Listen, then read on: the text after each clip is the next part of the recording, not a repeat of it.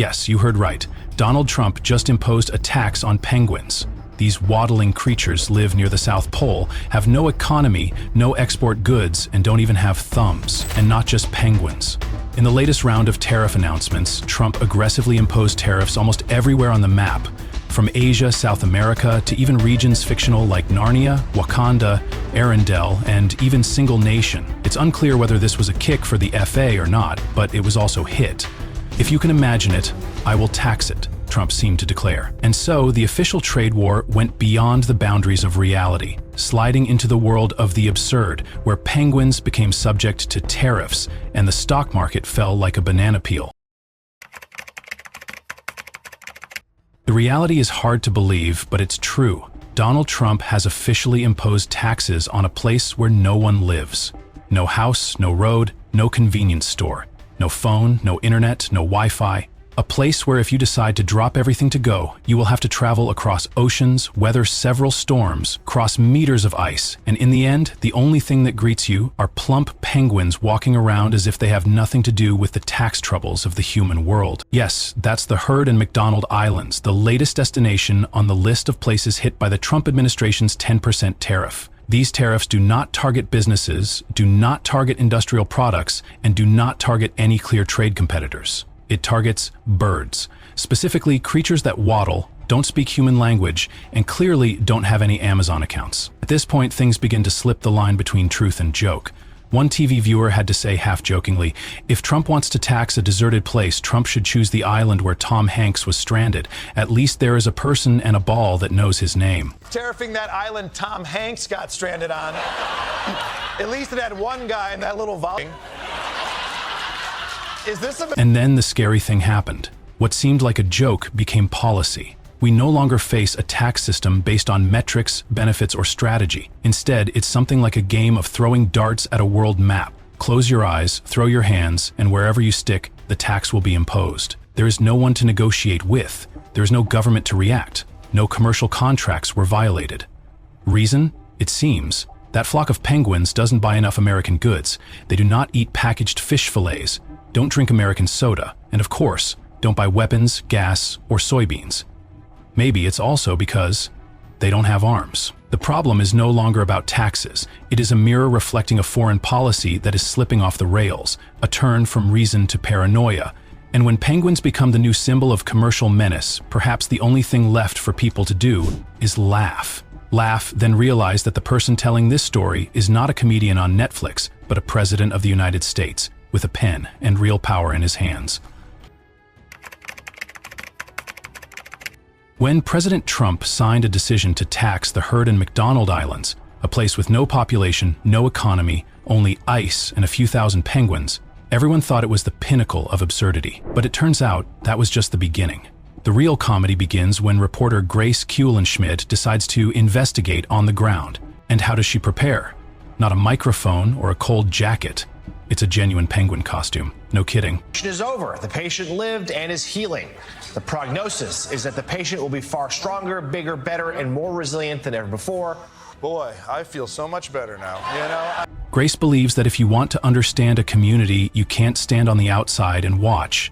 You have to blend in. You have to live like them. And in this case, you have to learn how to waddle on the ice without being eaten by seals. From a business trip, she turned herself into the main character in a documentary without a script. In the penguin capital, Grace discovered something shocking. The birds here don't care about American fish at all. Not because they hate America, but simply because they are surrounded by an unlimited buffet of fresh fish. If you live in a cold ocean full of fish, importing fish sticks from the other side of the world is like forcing Italians to give up spaghetti for instant noodles. And then, the list of things penguins don't buy starts to grow. Grenade launchers, natural gas, soybeans, sneakers, jeans, and basically everything America wants to export. The reason is simple. They don't have thumbs.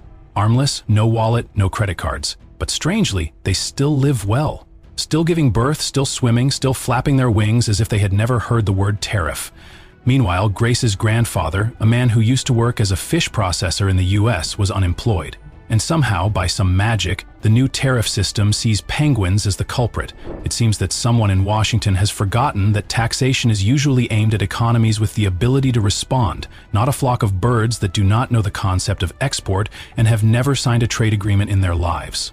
At this point, all boundaries between reality and cartoons blur. Economic policy is now no different from a fantasy game, where the US government is trying to declare war on wild nature, starting with creatures that cannot speak, cannot trade, and clearly do not care about international politics. This story is no longer a lesson in commerce. It is a lively satirical play, where penguins become symbols of absurdity and a government that is too free to do the unimaginable.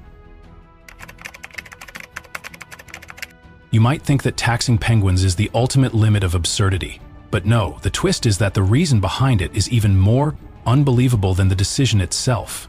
According to Mr. Trump, any place that does not buy enough American goods can be taxed. That sounds like a tough trade argument.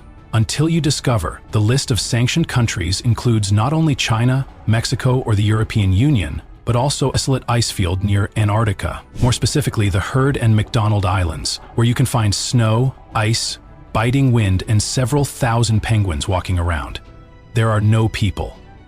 There are no supermarkets, no Wi-Fi, there is no electricity, and certainly no one is watching their phone to receive orders from Amazon Prime. In the world of penguins, not buying American is not a political statement, simply because they are birds. They have no credit cards, no consumer needs, and if they accidentally send them a grenade launcher, something US tax policy seems to care about, they don't have a thumb to pull the trigger. But that's where commerce turns, into the world of mythology.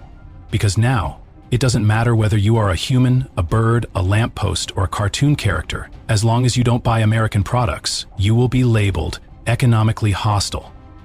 It's like a person walking into a supermarket, seeing a teddy bear that doesn't answer the question, how much does it cost, and deciding to punch it for not responding quickly. Tariffs, once a tool to protect domestic production, now look like a blindfolded game of darts. Randomly choose a point on the map. Wherever the dart hits, that place will be hit, whether it's Argentina, Singapore, or a bunch of birds standing in the middle of a deserted island. And what's most worrying is that no one in that room seems to realize the map has been pasted upside down for a long time. No one expected that Donald Trump's trade war, starting with tweets and tax barriers with China, could spread all the way to Antarctica. Yet it happened. No Air Force, no warships, no soldiers. Just one line in a tariff document, and America has officially declared war on a place with no people, no economy, just penguins. Reporter Grace, once a person of reason, with a decent journalism degree and full professional skills, after a period of living in the snow and ice, suddenly changed her voice. She began to speak with all seriousness. Trump has a point. The penguins are taking advantage of America. America spent money to buy their skin to make tuxedos for the Oscars, but they didn't bother to return even a single stick of frozen fish. No one mentioned contracts. No one talked about trade agreements. There was just a feeling of being sold out by birds that know how to swim, but don't know how to consume. The story somehow turns from economic analysis to a surreal comic book. The argument was built in the cold wind and white snow. If the penguins had ever bought fish, although no one remembered exactly when, then not buying it now was clearly a betrayal. And with America, no one betrays without being taxed. Things reach a climax when Grace announces she is no longer a journalist. Now, she is the mother of the penguins. A painful, helpless mother witnessed her children being eaten by seals, a tragedy that no one expected, and no one understood why it was related to international trade strategy. But that's the point. Nothing in this entire story really has anything to do with logic. Tariffs, from a policy tool, have become the main prop in a strange political comedy, a place where reality is distorted like a reflection in a curved mirror, where reason takes a back seat, and the whole world can only lean back, stare at the stage, and think to themselves, what the hell is going on? And so whatever happens, happens. The penguin tax is no longer just a joke, it has become a complete symbol of an economic policy slide. There is no longer a boundary between real and fake, between a country with a GDP and an island full of ice and feathers. The Trump administration doesn't just tax foreign countries. They tax anything that refuses to buy American goods, even if that thing is a flock of birds living in the middle of Antarctica, with no wallets, no pockets, and certainly no credit cards. Tariffs, which should be a tool to balance trade, have now turned into a weapon to punish someone just for not spending money at Walmart. No reason needed, no logic needed.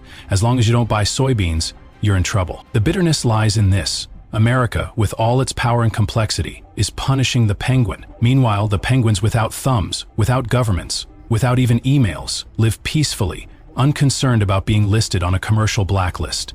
Perhaps this is the final message. When policy has lost its reason, anything is possible. Even if you sit at the White House and then get angry because a bird won't buy your frozen fish. So, the next time you think politics has finally run out of ways to surprise you, think again. Somewhere near the icy edges of the world, a chubby little penguin is now, in theory, paying a 10% tariff on nothing. No imports, no exports, no Amazon deliveries, just snow, fish, and the occasional curious seal.